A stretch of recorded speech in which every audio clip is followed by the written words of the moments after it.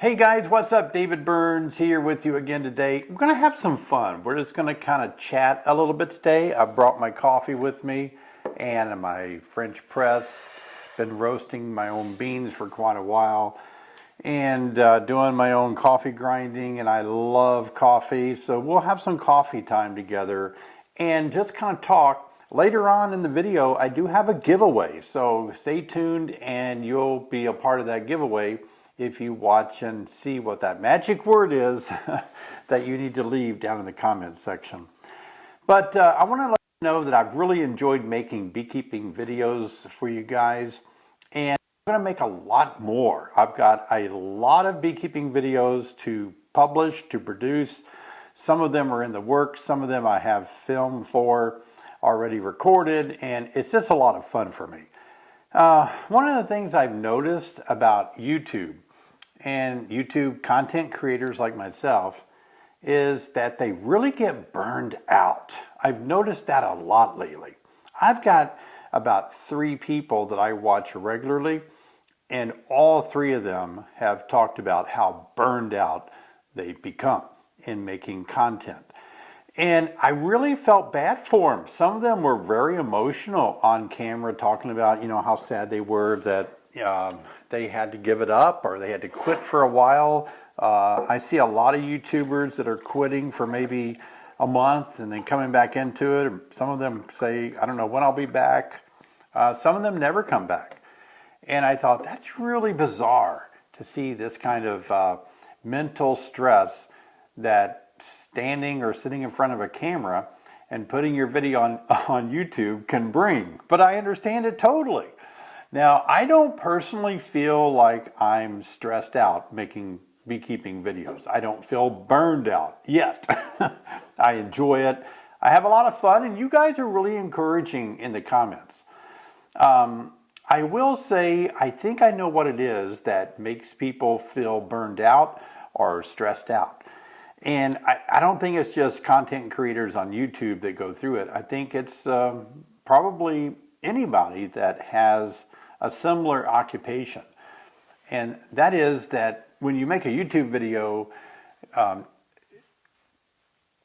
only are you recording, you're spending a lot of time behind the camera trying to get all your words right, like that last pause I just had. I'm not going to take that out. I'm just going to leave it in there because it's going to take a lot of energy and focus of in the edit room to go in there and find it and take that out. So that last pause I'll leave in there. But you know what I mean? When you edit your own video and you slip up and you say something wrong, then you got to spend so much time in the edit room editing it. So making a video like this takes a lot of time. It takes more time if you put more text on the screen. Or if you were to make this image kind of shaky and different. It takes a lot of work to do things like that.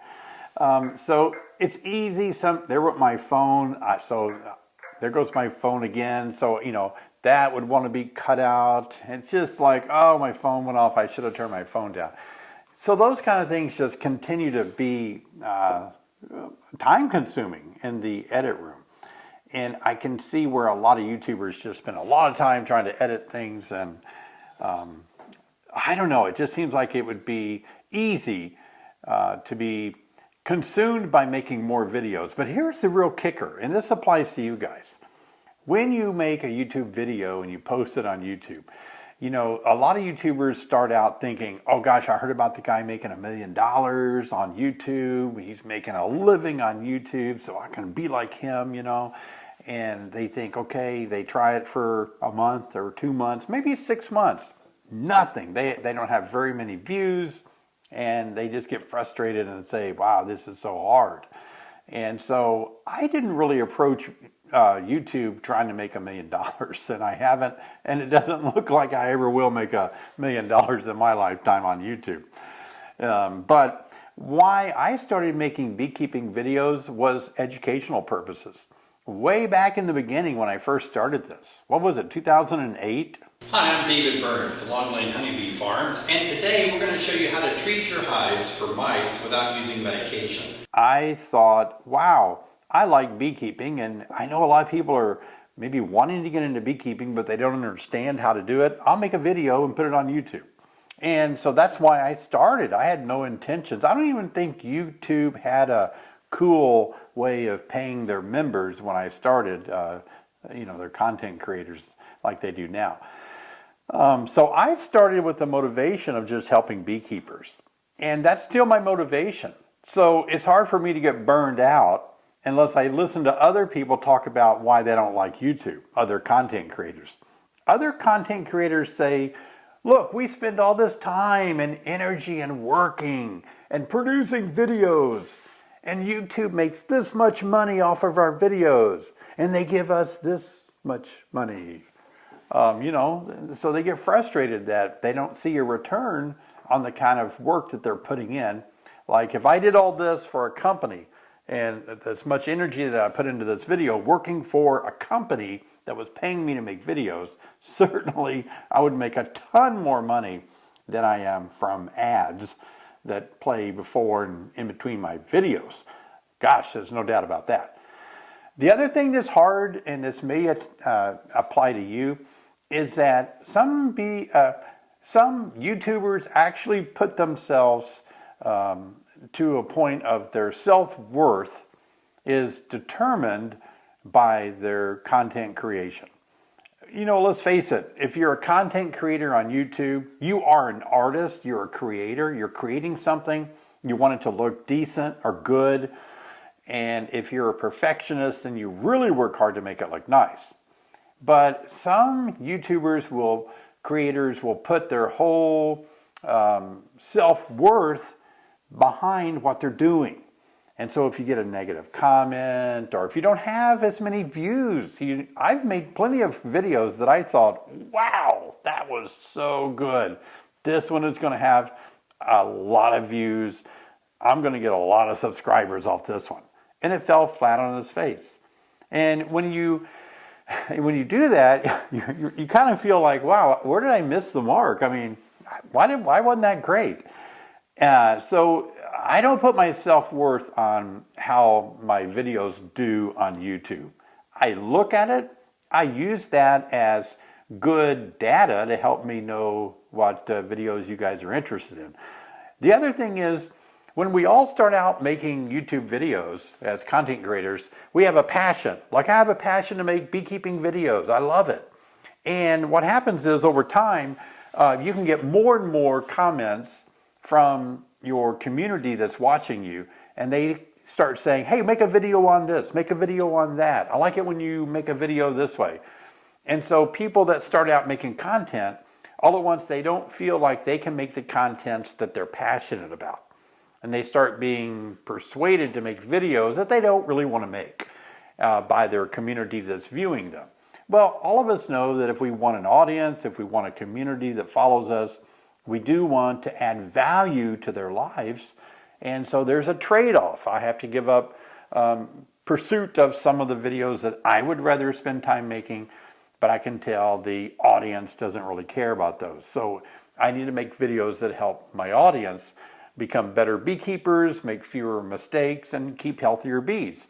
And sometimes it's a thin line between, I really want to make this video. Like this video here, I thought, this is a video that I really want to make. But I thought, I don't think they'll like me just sitting there talking and not really showing them about how to make this hive work better or how to make these bees healthier. They'll just turn me off. And so, but I thought, I'm going to make this video anyway. Another reason I think a lot of content creators suffer from burnout or being stressed out from making content on YouTube is that they really get into this kind of a loneliness. You're all by yourself all the time. There's nobody here. I'm behind a camera. I mean, I know you're watching me, but right now you're not. When I'm filming this, I'm just staring at a camera in a lonely room. When I get done filming this, I'm going to walk into another lonely room where it's just going to be me editing video in front of two computer screens for hours. I mean, it will take me literally 6 to 8 hours to edit a regular video that I make. and that's all by myself. So, you're filming, you're editing, you're all by yourself, you're lonely, and the only interaction you have with people when you're evaluating your videos is your audience's comments. And I want to talk about that for a minute, because YouTube recently made a change that when viewers like or dislike a video that you've made, YouTube doesn't allow a bunch of people to go onto your video and hit, don't like, because they found that some people were doing that just to push down the competitor in the same niche or something. And so YouTube stopped allowing that. YouTube has made a great advancement in this area. I regularly get surveys from YouTube as a content creator, and they're asking me about my mental health. I think I read recently where over 20 YouTubers have committed suicide, and a lot of YouTubers have mental health issues because they just can't stand the stress and the loneliness of making content. So YouTube is aware of that, and they're trying to do things to alleviate that. One of the things I've noticed when I first started YouTube videos, I would get such awful comments. Oh my gosh. I mean, the profanity, the threats, it was horrible. It was so bad early on. I mean, I'm talking years ago, that I literally turned off the comments because it was so horrible what people would do and say. I mean, they weren't caring about bees or anything. They just came across a video and just let loose of all kind of horrible stuff. I've noticed that YouTube doesn't allow that anymore. In fact, I know that for a fact, YouTube filters out profanity and things like that. I don't see those. If you're cussing me out, they never make it to me. YouTube filters that out. There's algorithms that clamp that down. Videos are, you leave a comment with a bunch of links in it or viruses in it, don't see those. So, YouTube is really trying to make it a better place for content creators.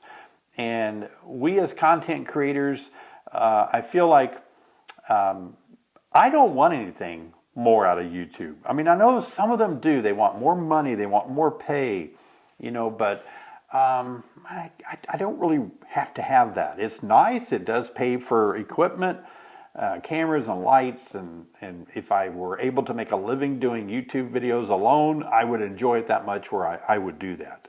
But it doesn't pay me anywhere close to making a living. But, so I'm not going to complain, though, because they do give back some money on how many people view our videos.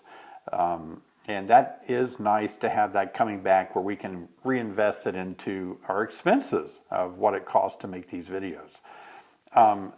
As to protecting myself from mental fatigue or burnout, do I see it coming? What do I do to take the steps to stay away from that? First of all, I don't tie my self-worth into YouTube or making my videos.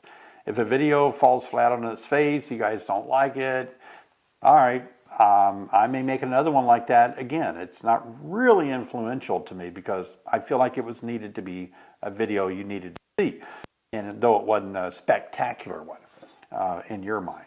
If a video does really well and it's crazy and it has 30,000 views in no time at all, I'm not going to spend too much time saying, wow, what went right? I need to make another one like that one. Because, things just don't ever turn out the way you kind of think they do sometimes. You make another one just like it on a different subject, different results. So I don't kind of follow that as much as some people do. I don't tie my self-worth to YouTube.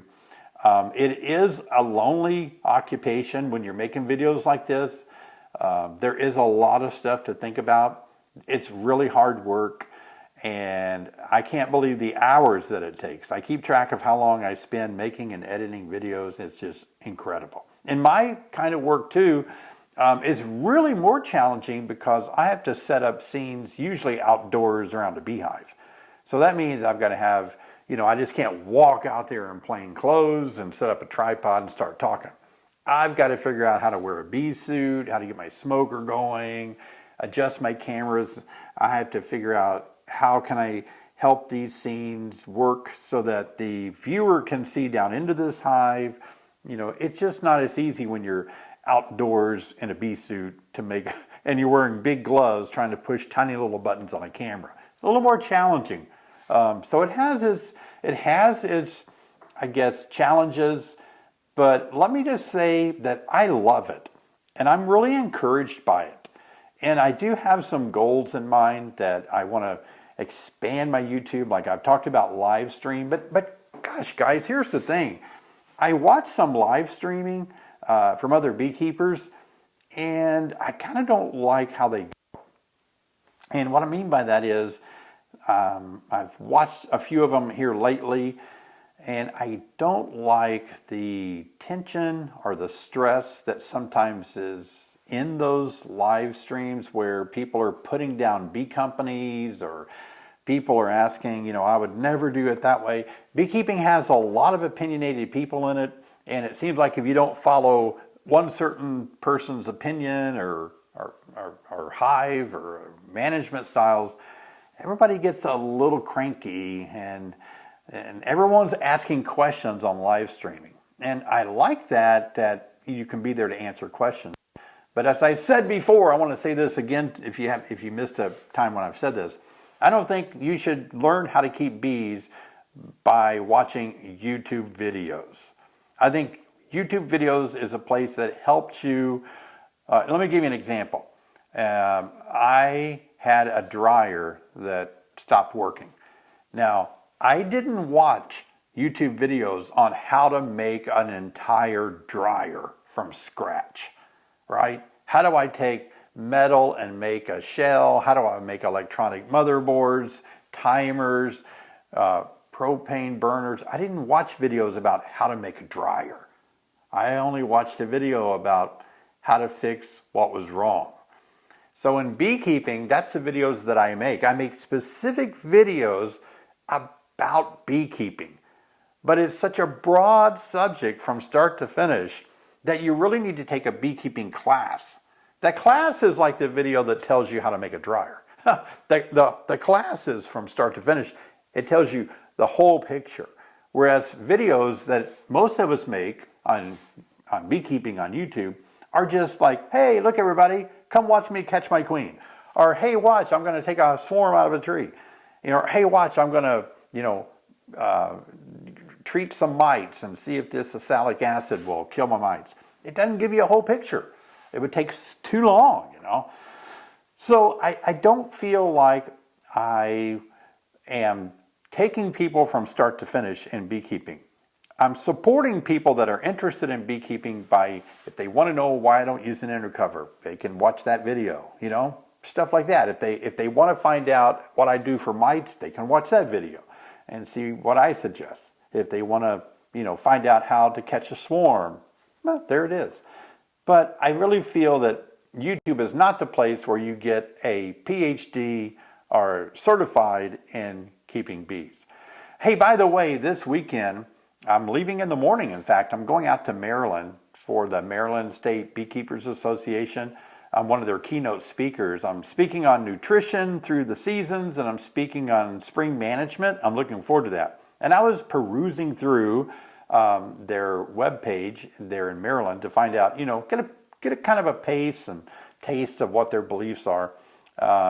And one of the things I noticed is that I think it was from the state. I don't think it was this association, but I think it was the Maryland State, you know, beekeeping ag department or whatever. But they had like a thing where they were saying, maybe I'll find it and put it in the video here. Another thing to edit, or add to my video here. But I liked it because it said that you should take a beekeeping class at a college or a university somewhere, or it said something like you should somehow take a class with a certified master beekeeper. And so I like that. They were trying to say, look, you need to take a class, but make sure it's a class that's from somebody that's well versed in the field of beekeeping. And I think that was really cool for them to say that. So a beekeeping class, that's one of the things I'm going to continue to say, which leads to me to respond to comments in a different way. Like when you leave me a comment, I can tell when some of you really don't have a good foundation and you're asking me, you come up on a problem and you're asking me, what do I do, David? This is happening. That's taught in a class. And so I feel kind of awkward answering that question because you could do that, but then you don't know the 7 other things that you should have done first before the one thing I tell you that you're supposed to do. So I don't know how to communicate that, except I'm going to keep making videos like I do, and I'm going to keep encouraging you to take classes. I'm going to keep warning you that you can't learn it all here on YouTube. That's just the way it has to be. And again, I'm not trying to get you to take just my classes, although that does help pay the bills. I'll be honest with you, I love it when you buy one of my classes because I know that you like my personality maybe, or you like hearing me teach, my teaching style, but it also is me helping you, and when you buy one, those dollars help me pay my bills. I make no, I don't say I'm sorry for that at all. It helps me, it's wonderful, it helps both me and you, so it's a good deal. Nobody should be ashamed of that, and I'm not. But if you want to take a class somewhere else, hey, good. Just take a class by a legitimate beekeeping teacher, instructor that's well-versed in the field that can help you along the way. So I wanted to make this video before I took off to Maryland. I'm going to do some filming along the way, make some more videos. I've got a video coming up real soon. I may try to publish that even yet before I take off another one in addition to this one. But I really want to thank you guys for watching. A lot of you, we are friends. We are. You guys have watched me. Some of you have been subscribers for almost a decade or more. And I really appreciate that. Thank you so much. And if you haven't subscribed, I am trying to reach 100,000 subscribers by the end of this year. And we only have 23,000 more to go.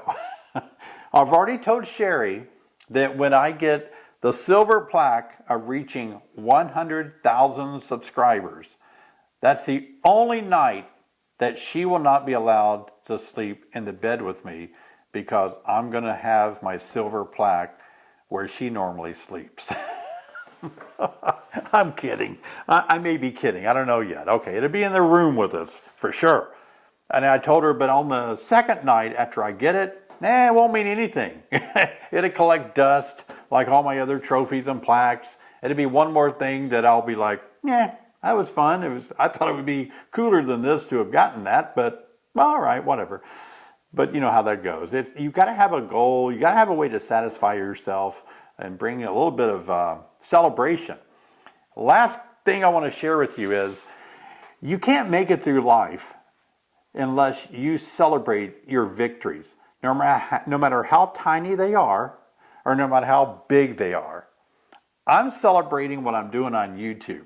They get to keep this much money, and I get to make this much money. I'm celebrating that I get this much money. I mean, that's great. Because I would probably do this if they weren't paying me. I know I would. I think I did it before they paid me. So, it's not that important. What do you need to celebrate? Little victories.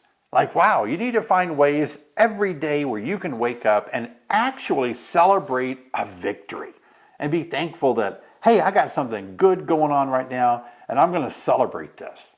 I'm celebrating that I get to speak in Maryland on Saturday at their conference. Hey, if any of you are there, come up and say hi to me. Yeah, I'll take my camera. I might even have a scene with you, you and me talking together. But say hi.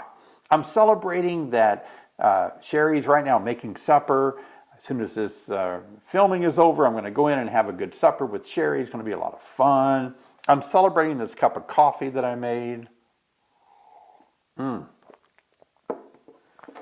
I do enjoy coffee.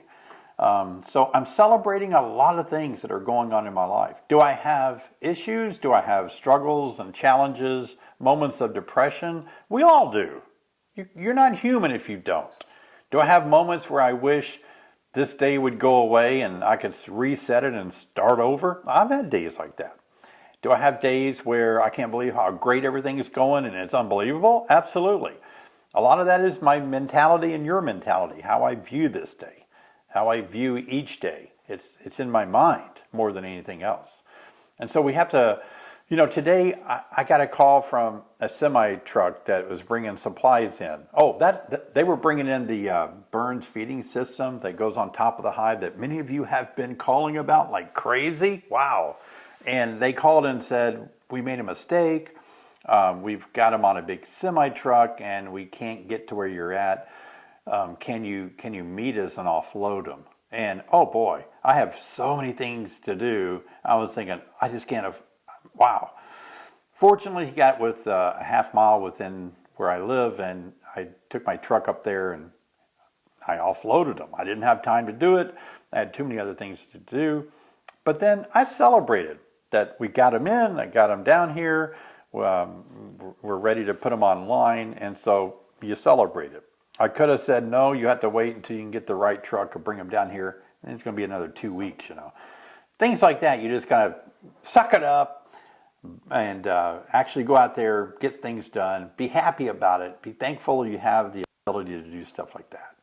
So I'm going to give something away before I close up today, and that is, it's nothing really big. I know some of you really wanted that last Pierce on capping tub and hot knife, but I do want to give away one of our books that Sherry and I wrote. This is really good for new beginners. If you're really a sharp cookie in beekeeping and you know everything, this is not something that you're going to enjoy too much unless you want to hear our story. But if you want to get it at a winning and give it to somebody you know that's starting out, that would be good. But if you want it for yourself, you'll win it if you use the word that I'm going to give you in just a moment.